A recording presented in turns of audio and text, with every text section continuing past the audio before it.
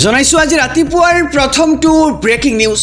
1250 টকা নহয় কংগ্ৰেছে মহিলাসকলক দিব 3000 টকা হয় ঠিকই শুনিছে এইবাৰ কংগ্ৰেছৰ বৃহৎ ঘোষণা দেখিবলৈ পোৱা গৈছে নিৰ্বাচনৰ পূৰ্বে এইবাৰ কংগ্ৰেছৰ ঘোষণা 1250 টকা নহয় প্ৰতিগৰাকী মহিলাই পাব মাহেকত 3000 কোটি টকা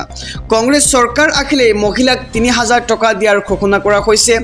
26ত গৌৰৱ গগৈৰ নেতৃত্বত কংগ্ৰেছে গঠন কৰিব চৰকাৰ আৰু 26ৰ নিৰ্বাচনৰ পূৰ্বে মহিলাক প্ৰলোভন এইবাৰ কংগ্ৰেছৰ মিয়া ভাষাতে ভাষণ দি মন্তব্য বিধায়ক নুৰুল হুদাৰ আৰু 1250 টকা নহয় প্ৰতিগৰাকী মহিলাক মাহেকত দিয়া হ'ব 3000 কোটি টকা কংগ্ৰেছ চৰকাৰ আহিলে মহিলাক 3000 টকা দিয়াৰ ঘোষণা কৰিছে কংগ্ৰেছে আৰু 26ত গৌৰৱ গগৈৰ নেতৃত্বত কংগ্ৰেছে গঠন কৰিব চৰকাৰ 26ৰ নিৰ্বাচনৰ পূৰ্বে মহিলাক প্ৰলোভন এইবাৰ কংগ্ৰেছৰ জনাইছো ৰাতিপুৱাৰ আৰু এটি ব্ৰেকিং নিউজ 31 ডিসেম্বৰ হৈছে অন্তিম তাৰিখ 31 ডিসেম্বৰৰ পূৰ্বে লিংক কৰক আপোনাৰ পেন আৰু আধাৰ কাৰ্ডখন এক ডাঙৰ খবৰ জনাইছো মাজত মাত্ৰ দুটা দিন 31 ডিসেম্বৰ হৈছে অন্তিম তাৰিখ আপোনাৰ পান আৰু আধাৰ কাৰ্ডখন লিংক কৰাৰ বাবে 31 ডিসেম্বৰৰ পূৰ্বেই লিংক কৰক আপোনাৰ পেন আৰু আধাৰ কাৰ্ড অন্যথা 1 জানুৱাৰীৰ পৰা পেন আধাৰ লিংকক লৈ আহিব বহুত সমস্যা যিসকলে এতিয়াও পেন আৰু আধাৰ কাৰ্ড লিংক কৰা নাই শীঘ্ৰে আপুনি কৰি লওক কিদৰে লিংক কৰিব সেয়া আমি জনাই যাম আয়কৰ বিভাগৰ ই ফাইলিং পৰ্টেলত আপুনি যাব লাগিব আপুনি প্ৰথমতে আয়কৰ বিভাগৰ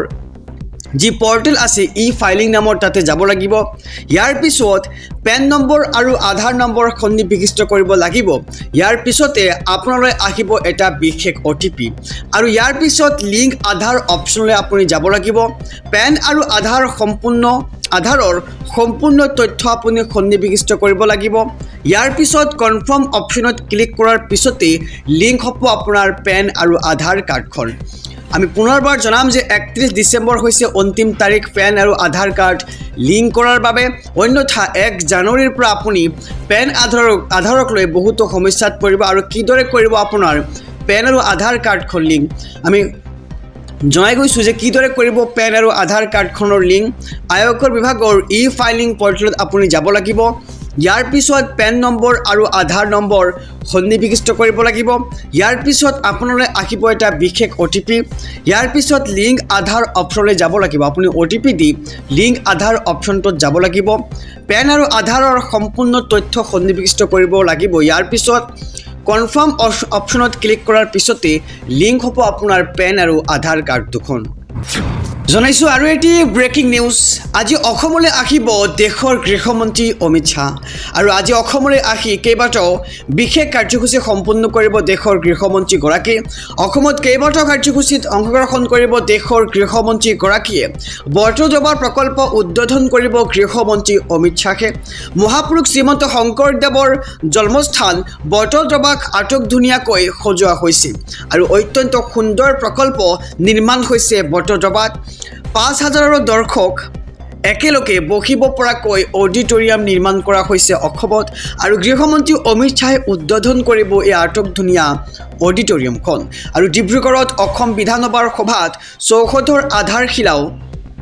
বিধানসভা সভাৰ নতুন চৌহদৰ আধাৰশিলাও স্থাপন কৰিব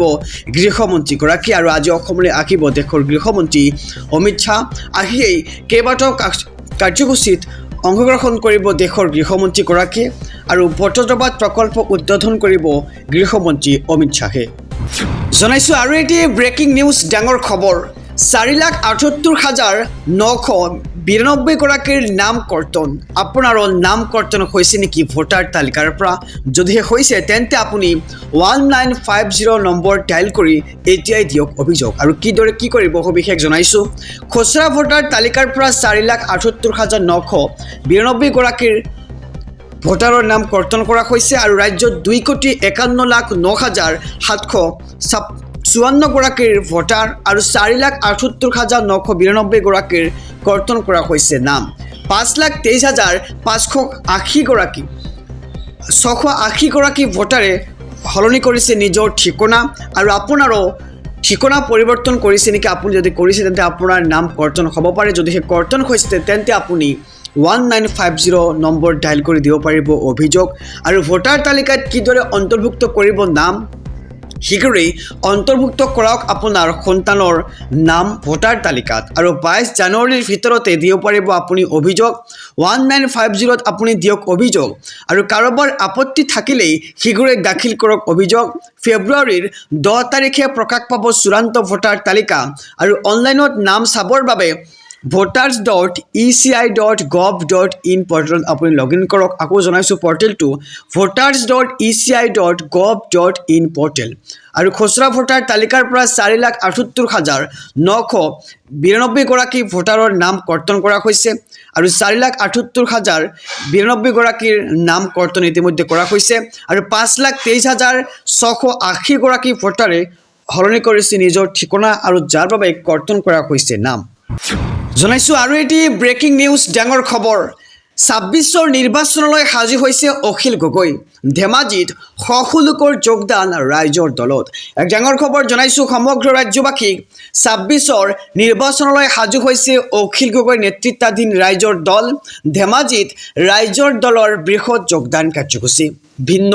ৰাজনৈতিক দলৰ শতাধিক লোকৰ যোগদান এইবাৰ ৰাইজৰ দলত সভাপতি অখিল গগৈৰ উপস্থিতিত এই যোগদান কাৰ্যসূচী আৰু যোগদান সভাতেই বিজেপি দল আৰু মুখ্যমন্ত্ৰীক সমালোচনা অখিল গগৈৰ অমিত শ্বাহৰ অসম ভ্ৰমণৰ সন্দৰ্ভত মন্তব্য অখিল গগৈৰ হিন্দু মুছলমানৰ ৰাজনীতি কৰিবলৈ অসমলৈ আহিছে গৃহমন্ত্ৰী অমিত শ্বাহ আৰু বটৰবা প্ৰকল্পৰ নামত হিন্দু মুছলমানৰ ৰাজনীতি কৰাটো অসমৰ ৰাইজে গ্ৰহণ নকৰে গৃহমন্ত্ৰী অমিত শ্বাহক সকিয়নি ৰাইজৰ দলৰ সভাপতিগৰাকীৰ আৰু 26ৰ নিৰ্বাচনত বিৰোধী ঐক্যৰ মিত্ৰতাক লৈও গুৰুত্বপূৰ্ণ মন্তব্য বিধায়ক অখিল গগৈৰ 26ৰ নিৰ্বাচনলৈ সাজু হৈছে এইবাৰ অখিল গগৈৰ নেতৃত্বাধীন ৰাইজৰ দলে ধেমাজিত ৰাইজৰ দলৰ বৃহৎ যোগদান কাৰ্যসূচী জনাইছোঁ আৰু এটি ব্ৰেকিং নিউজ নিউ ইয়াৰত এইবাৰ মুখ্যমন্ত্ৰীয়ে দিব ডাঙৰ উপহাৰ 3,100 টকা হ'ব পাৰে অৰুণোদয় আঁচনিৰ ধন আৰু সমগ্ৰ অসমবাসীক উদ্দেশ্যি কৰিব বৃহৎ ঘোষণা ৰাজ্যৰ মুখ্যমন্ত্ৰীগৰাকীয়ে জনাইছোঁ বিস্তাৰিত খবৰ নিউ ইয়াৰত এইবাৰ মুখ্যমন্ত্ৰীয়ে দিব ডাঙৰ উপহাৰ 3,100 টকা হ'ব পাৰে অৰুণোদয় আঁচনিৰ সেই 1,250 টকা সমগ্ৰ অসমবাসীক উদ্দেশ্যি কৰিব বৃহৎ ঘোষণা আৰু 1 জানুৱাৰীতেই মুখ্যমন্ত্ৰীয়ে সংবাদমেলযোগে কৰিব এই ঘোষণা 1 জানুৱাৰীৰ পৰা বৃদ্ধি পাব পাৰে অৰুণোদয় আঁচনিৰ ধন